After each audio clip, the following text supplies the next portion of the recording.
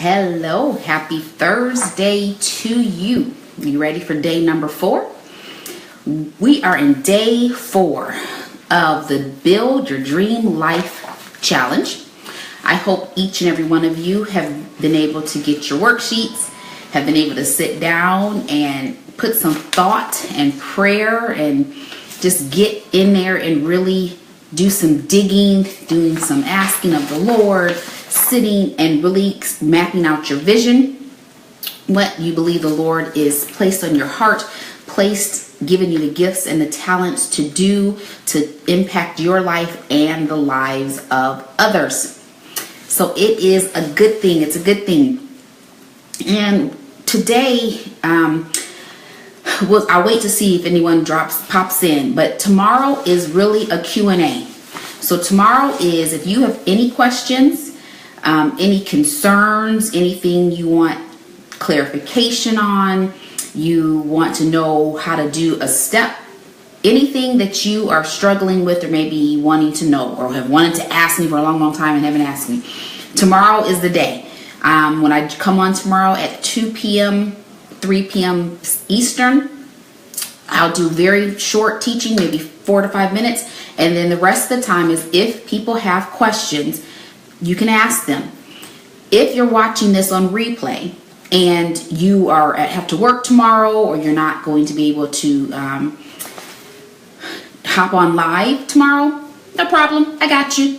All I want you to do is go ahead and drop your questions in the group. Feel free also to email me at shewillnotbemoved@gmail.com. shewillnotbemoved@gmail.com. You can ask and submit your questions that way. And then tomorrow I will answer any questions either that I get live or that you have either sent me in the group or sent me by email, or even Facebook Messenger works. So there's no reason that you should be stuck or be confused or not know what to do, because you can send a question and I will answer it. I won't, if you don't want me to say your name, I won't. I will answer it tomorrow for you, because that will be the last day of our challenge. All right. So today is all about taking and looking back at your dream board, and we are going to set some goals, but goals with deadlines. Okay. We are looking at, I gave you a 90-day goal map, and so 3 months. That's how, and the reason I gave you 3 months is when I plan out, for me, it's easier for me to say, okay, what am I going to do in the first quarter? So January, February, March, then second quarter, April, May, and June. That just helps me to plan and block that way. That's just kind of how my brain has always worked. When I try to do long-term planning, I do have long-term plans, but when I'm ready to sit and work on them, it's easier for me to block it down into 90-day sessions. And then I even break it down from there to, okay, in January, if this is the end goal for the end of March, in January, I need to be and have these things done. In February, I need to have X, Y, and Z done. And then in March, A, B, and C, and X, Y, and Z should be wrapped up by March 18th, whatever. Okay, so they're deadlines. And then if I know for January, my big 3 major tasks for that month are this, this, and this, then that allows me, okay, in week 1, I need to work on and have this completed by Friday. On week 2, I need to move on to my next major big task and do that. Week 3, that. And then I normally try to give myself around 3 to 4 days that of that last week that I can catch up, or if there's revisions that I need to make. Because just guess what? Life happens. So we can plan and we can plan, but life happens. And so that's just how it helps me. So that's why I do 90 days, plot it out, and then break it down into months, and then break it down into weeks, and then break it depending on if you are working full time and you still are working on a project or a dream that you have, then you know I only have 10 hours in the day, 10 hours in a week that I can sit and really plan and work and develop and do all this. Then you can be honest with that. If you only have 10 hours, how are you going to take those 10 hours and spread them across the week? But get this, if you are full-time working for someone else, you're a teacher, you're an accountant, you're a nurse, whatever you may be, you work for a small business, don't neglect your own dream. So yes, you may be working 40 hours a week. You have the weekend that you can then say, I'm going to do self-development. This is an area that I'm, want to be better in, and you use your weekend time wisely. Okay. You also have sometimes, like I say, don't go to bed. Stay up an extra hour and get the task and the things done. If it's important to you, you will find the time. And most of the time with my clients, when they say they don't have the time, what I make them do is a 24-hour audit where I have them from the time they wake up to the time they go to bed. I have them keep in 15-minute increments. What are they doing?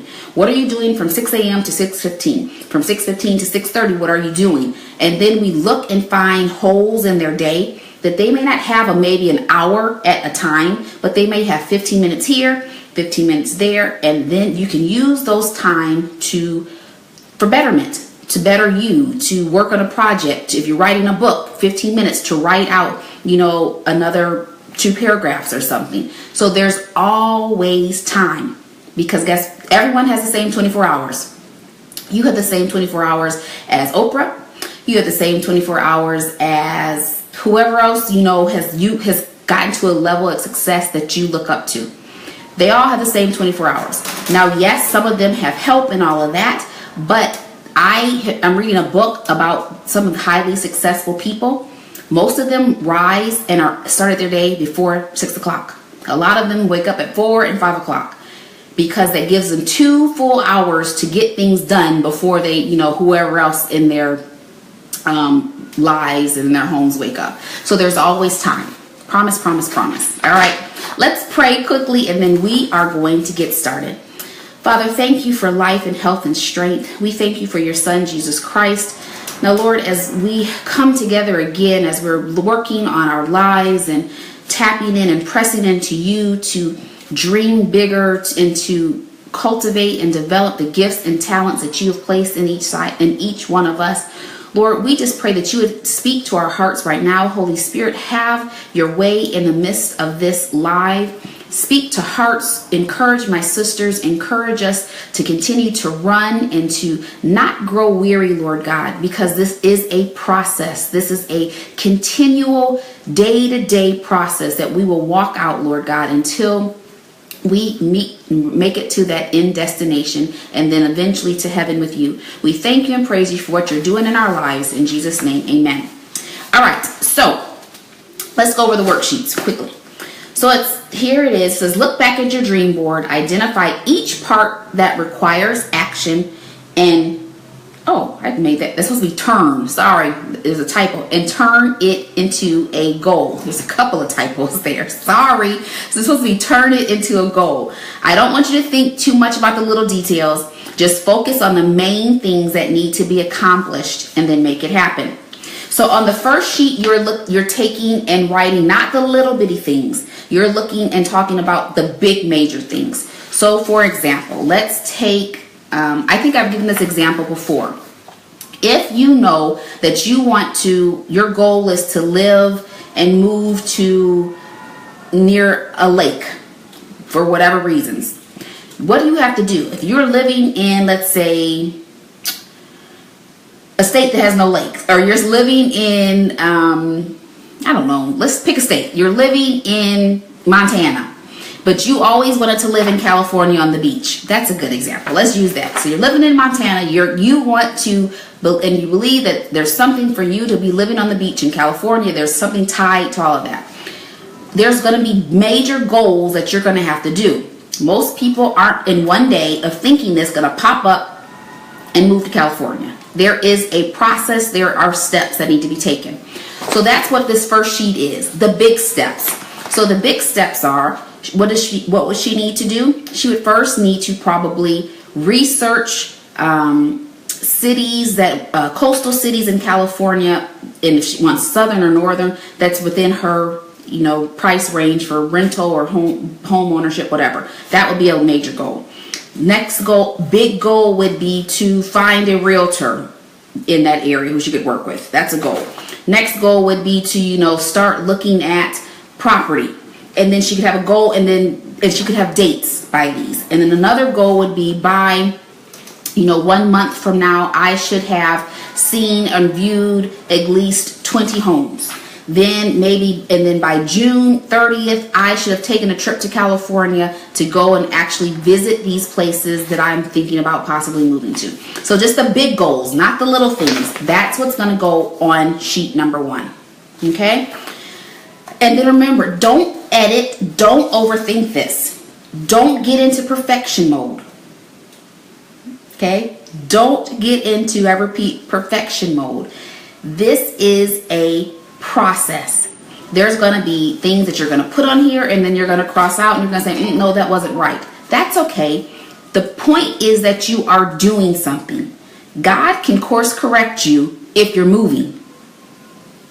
Course correction means you're moving, you're doing something. He doesn't course correct you if you're not moving. He's probably prodding you, saying, come on, you got this, let's do this. But he's big enough that if he said, you say, like, oh, I'm going to go down this road, I'm going to go down Y road, and he needs you to take a detour on Z road, while you're traveling on Y road, he can course correct you to get you where you need to be. So don't get caught up in that perfectionism, which is fear. Hey, Trishelle, don't get caught up in that perfectionism. Then on the second sheet is, if you guys are saying things I can't, Facebook is being a little wonky this week and I can't see your comments. The second sheet says identify 3 to 4 main goals that you can start working on. NOW, now. What can you do and start working on right now? The power of now. You have something. You can, let's say I put on here, my example was start a podcast. That was one of my big goals. So now I'm going to take that big goal and I'm going to break it down. So I can start a podcast. Maybe that's one of my big goals. I want to start exercising at least 3 days a week. Whatever. You're going to put 3 to 4, not a whole lot. What can you start doing right now? And in some people's cases, it really may be just 1 to 2. 1 to 2 goals. The point is to get you moving. 1 to 2 goals, larger goals that you can say, okay, today is March, is it the 22nd, 23rd? One of those. Today is March 22nd, whatever, 3rd. I can start doing this now. Here is a goal that I can start on tonight, even if it means I'm just taking 30 minutes when I get home and I'm going to work on this. If it's a book, sit down and start writing. If it's a business, start doing research on what it's going to take and the licenses that you would need. And if you're looking for a building, start, even if you're going around and, thank you, 23rd, if you're going around and looking at different facilities and like that. If it is, you are starting something online, start doing something today. Yesterday's gone. Tomorrow's not here. You have the power of today, the power of now. And there's something you can do to move you closer to the life that you want to live. Then this last one was the 90-day goal. So after you get that, then you're going to say, okay, for 90 days, 3 months, I'm going to work on these 3 goals. And the reason I did it this way, you may have more. If you're not working full time, maybe you have more time. These are for me, I still don't do a whole lot. I do 1 big goal a month because that's just the way my life is. I don't work outside of the home, but I have lots going on. So I say I can commit to at least 1 big goal per month. Then guess what? If I get that goal done, then I'll add to it. But I don't want to put these 2 large goals in my month and then feel like I failed at the end of the month. I don't want to feel like a failure.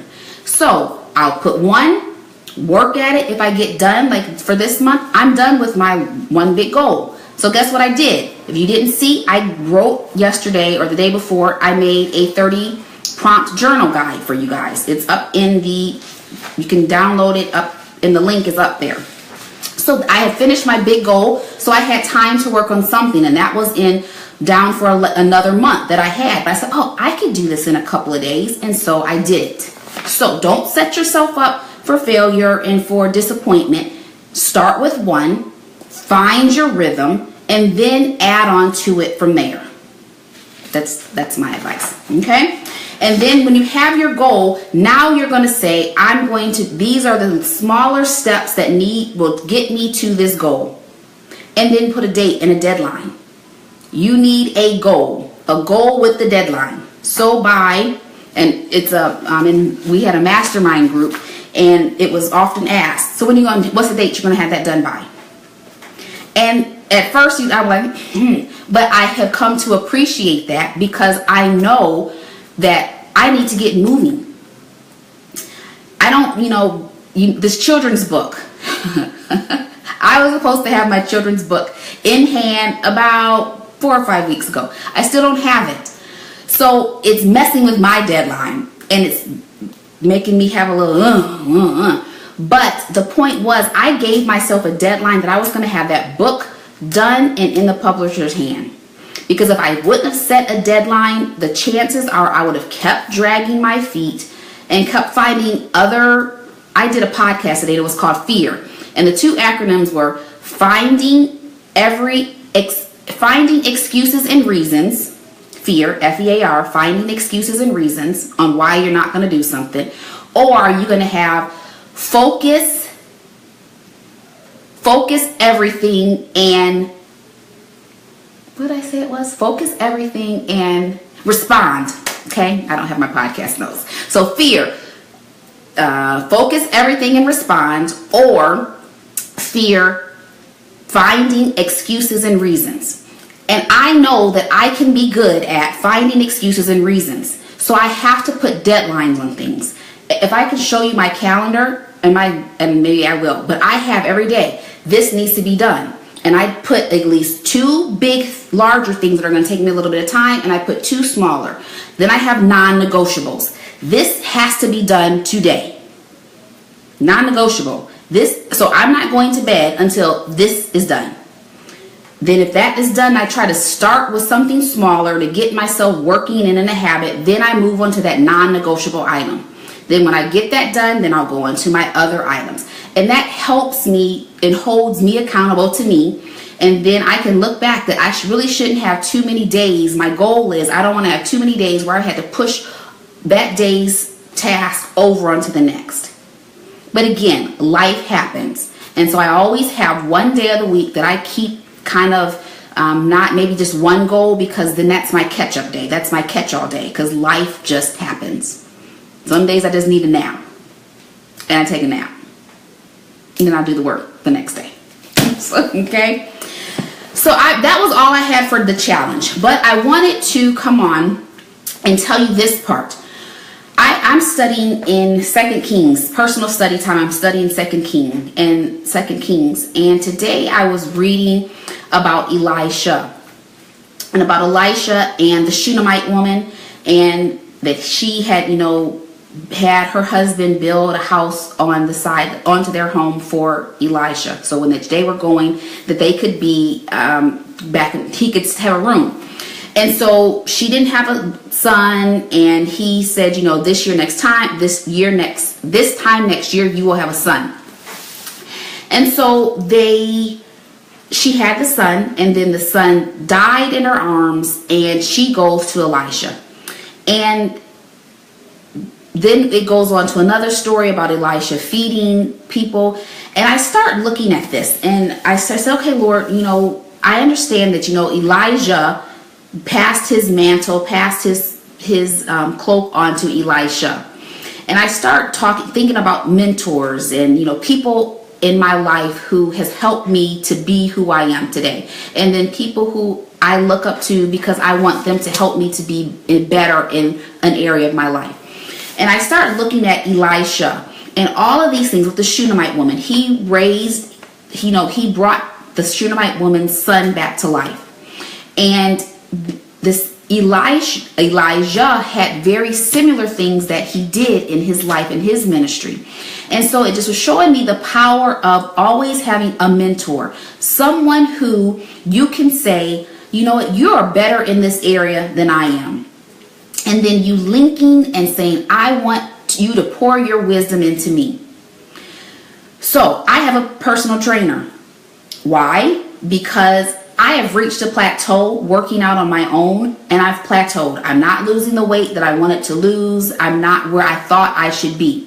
So I had to say, okay, I don't know everything there is about fitness and, what exercises to do to help me to reach my goal. So I have a personal trainer, my mentor. It's the same way Elisha. When you go back and you really study some of these things that Elijah did, you see very similar things that Elisha did, because he sat under, he learned from, he said, Elijah, you are in this place and I want to one day get to this place. And you are my vision. That's why I keep saying it was like Elisha had a living vision board.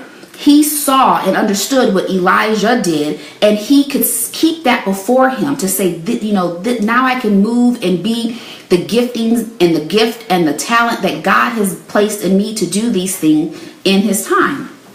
So was thinking about that. So I said, okay, Lord, I understand. So, I was thinking back and so thankful for the people who some have mentored me personally. Some have mentored me, they don't know that they were my mentor, but in times in my marriage when I did not know what to do, I have gone out and sought help. I have found people who had the answers that I needed to be a better mother, to be a better wife. When I wanted to, go back and get a second master's, I sought out the school that was going to work for me and found mentors in that school. So the Bible is filled with people who sought out mentors. Ruth and Naomi is another great example. And there's on and on and on. And then it started making me think too, and I went back to, I hear this scripture, about the cross that was set before him, which is in Hebrews 12. So I want to read this, 12 verse 1 and 2. Therefore, we also, since we are surrounded by so great a cloud of witnesses, let us lay aside every weight and the sin which so easily ensnares us, and let us run with endurance the race that is set before us, looking unto Jesus, the author and finisher of our faith, who for the joy that was set before him endured the cross, despising the shame, and sat down at the right hand of the throne of God. And so the Lord started teaching me about, how Elijah was this mental vision. And I keep saying, you've got to have a vision. You've got to write this vision before you of what you're believing that the Lord is saying that you can do and what you can have. And Elijah was that vision for Elisha. And then here I kept saying, when Christ was born, he was 100% man, 100% God. He understood that he was what his mission here on earth was. He understood his purpose.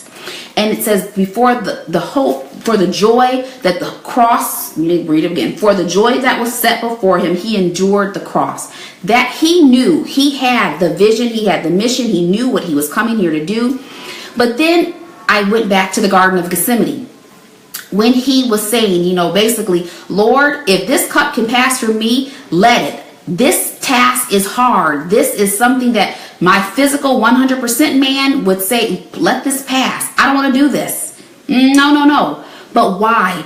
He had that vision for the joy that was set before him. He had that vision. He knew that if I can finish and run this race, there is greatness on the other side of this. And so if you have not sat and wrote your vision, if you have not gone back and done that dream board, I encourage you to do it.